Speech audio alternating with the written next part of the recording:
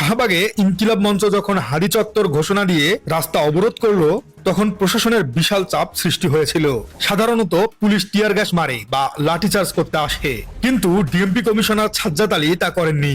তিনি সরাসরি জনতার মাঝখানে গিয়েছেন, কারণ তিনি বুঝেছেন এই ইস্যুটি অত্যন্ত সংবেদনশীল ইস্যু এবং এখানে ন্যূনতম ভুল করলেই ঘটে যেতে পারে বিশাল বিপদ। কারণ জনতা ইন্টেরিমের উপর ক্ষেপে আছে ব্যাপক। তিনি সেখানে দাঁড়িয়ে যে শব্দটি ব্যবহার করেছেন তা খুবই সিগনিফিক্যান্ট। তিনি বলেছেন হত্যাকাণ্ডের পেছনে মূলে যারা রয়েছেন, অর্থাৎ তিনি মূল বা রুট ধরে এবার টান দিয়েছেন, যাকে আমরা বলি মাস্টার মাইন্ড। তিনি বলেননি আমরা তদন্ত করছি, এবার তিনি বলেছেন নাম ঠিকানা উন্মোচন করে দিব। এর মানে হলো পুলিশের কাছে অলরেডি সেই তালিকা রয়েছে। তারা জানে কারা এই ষড়যন্ত্রের নায়ক। তারা শুধু চার্জশিট দিয়ে অফিসিয়ালি এই নামগুলো জাতির সামনে আনতে চায়। বিশ্লেষকরা বলছেন এই ঘোষণার মাধ্যমে কমিশনার বুঝিয়ে দিলেন যে হাদি হত্যার তদন্তে কোনো রাজনৈতিক আপোষ বা ধামাচাপা দেওয়ার সুযোগ নেই। নাম যারই হোক না কেন তা প্রকাশ হবেই। এখন প্রশ্ন হলো কমিশনার কাদের নাম উন্মোচন করতে যাচ্ছেন। তদন্তে এখন পর্যন্ত 10 জন গ্রেপ্তার হয়েছে, যারা মূলত মাঠ পর্যায়ের কর্মী বা কিলার। কিন্তু কমিশনার যখন মূলে যাওয়ার কথা বলবেন, তখন আমাদের নজর যায় সেই 218 কোটি টাকার চেকের দিকে। হ্যাঁ, ঠিকই শুনেছেন, হাদি হত্যা মামলার তদন্তে পুলিশ 218 কোটি টাকার সই করা চেক উদ্ধার করেছে।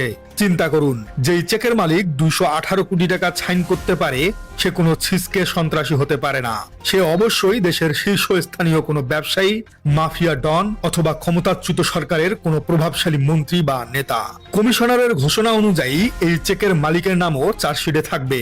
অর্থাৎ আগামী 7 জানুয়ারি আমরা হয়তো এমন কিছু নাম শুনবো যা আমরা কল্পনাও করতে পারিনি। হতে পারে কোনো শিল্পপতি, হতে পারে কোনো মিডিয়া টাইকুন অথবা বিদেশে পলাতক কোনো গডফাদার। এই নামগুলো প্রকাশ হলেই শুধু হাদি হত্যার বিচার হবে না, বরং জুলাই বিপ্লবের বিরুদ্ধে যারা ষড়যন্ত্র করেছে তাদের মুখোশও খুলে যাবে।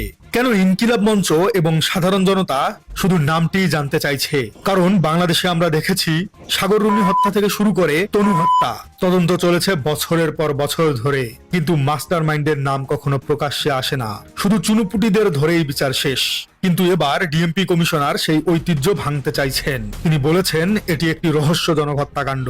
যখন পুলিশ প্রধান নিজেই বলেন ঘটনাটি রহস্যজনক, তখন বুঝতে হবে এর ডালপালা অনেক গভীরে।